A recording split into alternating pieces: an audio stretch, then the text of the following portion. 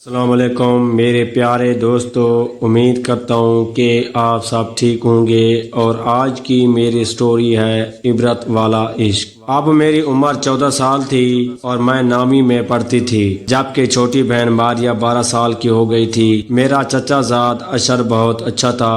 رفتہ رفتہ اس کا مزاج اور رویہ بدلنے لگا، منہ پھٹ اور بدتمیز ہو گیا۔ خاص طور پر اپنی ستیلی ماں کو جواب دیتا تو وہ شور سے شکایت کر کے اسے پٹواتی۔ بچپن میں تو ایسی باتوں کی سمجھ نہیں ہوتی، ہوش سنبھالا تب احساس ہوا کہ اشر کا رویہ درست نہیں۔ اس سے خوف کھانے لگی اور دور دور رہنے لگی۔ اپنی حرکتوں کی وجہ سے اس نے گھر کا سکون برباد کرنا شروع کر دیا تھا۔ شاید یہ اس عمر کا رد عمل تھا جو کچھ اس کے والد نے اپنی اولاد کے ساتھ کیا، خاص طور پر ان کی حقیقی ماں کو ان سے دور کر دیا تھا۔ اشر سب سے بڑا ہونے کے سبب زیادہ احساس ہو گیا تھا، جبکہ اس کا چھوٹا بھائی ظفر بہت اچھا، نیک اور شریف لڑکا تھا۔ وہ مجھ سے 1 برس چھوٹا تھا لیکن میرے برابر لگتا، تبھی میری اس کے ساتھ دوستی ہو گئی اور میں اشر کی بجائے ظفر کو پسند کرنے لگی۔ ایک گھر میں رہتے ہوئے ہم پر کوئی روک ٹوک نہ تھی۔ ایک تو ہم چھوٹے تھے، پھر میری والدہ کی محبت پانے سے ہم سب ایک ہی آنگن میں کھیلتے تھے۔ شام کو جب ہم بکریاں چرانے جاتے تو اشر ساتھ جانے سے انکار کر دیتا۔ سب بچے وہاں کھیل میں لگ جاتے لیکن میں اور ظفر پیار بھری باتیں کرتے تھے۔ یہ احساس ہی نہ تھا کہ میری نسبت اشر سے ہے، اس لحاظ سے ظفر میرا دیور بنے گا اور مجھے اس کے ساتھ پیار کا رشتہ نہیں جوڑنا چاہیے۔ بچپن نادان اور لڑکپن لاپرواہ ہوتا ہے۔ اشر کی کچھ بڑے لڑکوں سے دوستی ہو گئی، وہ پڑھائی سے بھاگنے لگا اور زیادہ وقت باہر گزارنے لگا۔ اس پر چچا آئے دن اس کی پٹائی کرتے تھے۔ اس نے میٹرک کا امتحان دیا اور فیل ہو گیا۔ امی ابو کو بہت دکھ ہوا کیونکہ وہ تو اسے داماد بنانے کا ارادہ کر چکے تھے۔ ان کا خیال تھا کہ میری شادی اشر سے تو ماریا کی ظفر سے کر دیں گے، اس طرح گھر کی لڑکیاں گھر میں رہیں گی۔ والدین جو سوچتے ہیں بچوں کو اس سے غرض نہیں ہوتی، وہ تو اپنے جذبات کے تابع ہوتے ہیں۔ میں اور ظفر دل ہی دل میں ایک دوسرے سے پیار کرنے لگے، یہ خیال کیے بنا کہ ہمارے اس پیار کا انجام کیا ہوگا۔ اب میں روز ماریا کو رخسانہ اور اپنے بھائی ناصر کے ساتھ بکریاں چرانے بھیج دیتی اور کہتی کہ مجھے اور ظفر کو اسکول کا کام کرنا ہے۔ ہم ایک ہی کلاس میں پڑھتے تھے، تبھی امی ہم کو کچھ نہ کہتی، یہ سوچ کر کہ انہوں نے امتحان کی اکٹھے تیاری کرنی ہوگی۔ امی نے ان کو بکریاں چرانے بھیج دیتی، کہتی خیال رکھنا کسی کی فصل میں نہ چلی جائیں اور ان کو پڑھائی کرنے دو۔ میں ظفر سے کہتی تھی کاش میری منگنی تم سے ہوئی ہوتی۔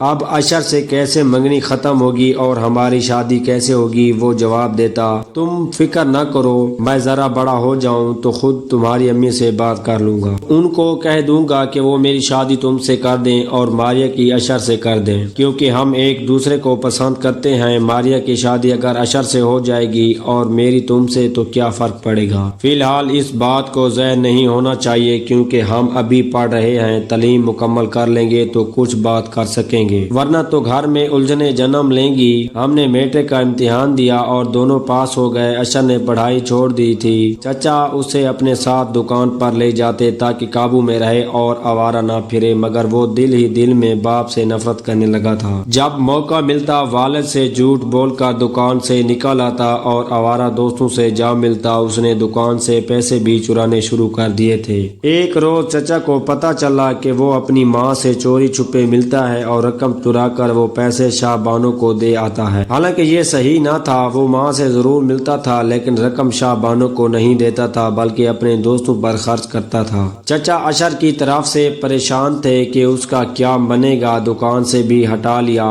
کہ روز چوریاں کرے گا تو کاروبار کو ہی ڈبو دے گا۔ اشر کو پیسے چرانے کا چسکا پڑ گیا تھا۔ اس نے اپنے چند بدماش قسم کے دوستوں کو ساتھ ملا لیا اور اپنے والد ہی کی دکان میں نقب لگائی۔ چچا کے وہم و گمان میں نہ تھا کہ خود ان کا اپنا فرزند ان کی دکان میں چوری کرا سکتا ہے۔ انہوں نے پولیس میں رپورٹ لکھوائی اور پولیس نے تشویش کی، تب پتہ چلا کہ چوروں میں اشر بھی شامل ہے۔ جب پولیس اس کو گرفتار کرنے آئی، والد اور چچا دونوں گھر نہیں تھے اور اشر چوک میں اپنے دوستوں کے ساتھ بیٹھا تھا۔ پولیس اشر کو گرفتار کر کے لے گئی۔ ابو اور چچا دوڑے دھانے گئے۔ بہرحال چچا نے بیٹے کو چھڑوا لیا، اس سے جیل نہ ہونے دی۔ چاہیے تو یہ تھا کہ اشر شرمندہ ہوتا اور زیادہ اس کا حوصلہ بڑھ گیا۔ وہ اپنے گروہ کے ساتھ گاؤں میں چھوٹی موٹی چوری چکاری کرنے لگا۔ چچا نے ابو سے کہا کہ اس کی شادی کر دیتے ہیں، یہ شادی کے بعد سدھر جائے گا۔ ابو پریشان تھے کہ کیا کریں، بھائی کی مانے اور بیٹی کو جانتے بوجھتے کنویں میں دھکا دے دیں یا انکار کر دیں۔ دوسری صورت میں خاندان کا شیرازہ بکھیرنے کا امکان تھا۔ اگر میری اشر سے شادی نہ کرتے تو ماریہ کی بھی ظفر سے نہ ہوتی اور نادرہ اور رخسانہ کی شادیاں بھی میرے بھائیوں سے نہیں ہو سکتی تھیں۔ گویا ایک میری قربانی دے کر والد اپنے خاندان کو ٹوٹنے اور بکھیرنے سے بچا سکتے تھے۔ انہوں نے والدہ سے مشورہ کیا۔ امی نے کہا کہ اشر فطرت کا برا نہیں ہے، حالات نے اس کو ذہنی انتشار میں مبتلا کر دیا ہے۔ اگر وہ سگی ماں کے پاس چلا جائے تو مجھے امید ہے صحیح ہو جائے گا۔ والدہ کے کہنے پر ابو میری شادی اشر سے کرنے پر آمادہ ہو گئے۔ جب مجھے اور ظفر کو اس بات کا علم ہوا ہم دونوں بہت پریشان ہوئے۔ میں تو اسے سچے دل سے چاہنے لگی تھی، اشر سے نفرت کرتی تھی۔ میں نے ظفر سے کہا کہ مجھے تم سے ضروری بات کرنی ہے۔ میں چاہتی تھی کسی طرح ابو کو اس اقدام سے روکیں۔ ظفر نے کہا جو کہنا چاہتی ہو کہو، گھر میں نہیں، بکریاں لے جانے کے بہانے کھیت میں چلتے ہیں، وہاں بات کریں گے۔ میں اور ظفر بکریاں چرانے کے بہانے کھیت میں چلے گئے اور ایک پتھر پر بیٹھ کر باتیں کرنے لگے۔ جب ہم باتیں کر رہے تھے ہم کو خبر نہ تھی کہ ہماری باتیں کوئی شخص سن رہا ہے۔ وہ اشر کا دوست تھا۔ اس لڑکے نے جا کر اشر کو بتایا کہ تمہاری منگیتا تمہارے چھوٹے بھائی کے ساتھ ندی کنارے بیٹھی پیار کی پینگیں بڑھا رہی ہے اور تم کہتے ہو کہ تمہاری آج کل میں اس کے ساتھ شادی ہونے والی ہے۔ اگر یہ سٹوری آپ کو اچھی لگی ہو تو میرے چینل کو سبسکرائب اور میری ویڈیو کو لائک کر دیجیے گا۔ شکریہ۔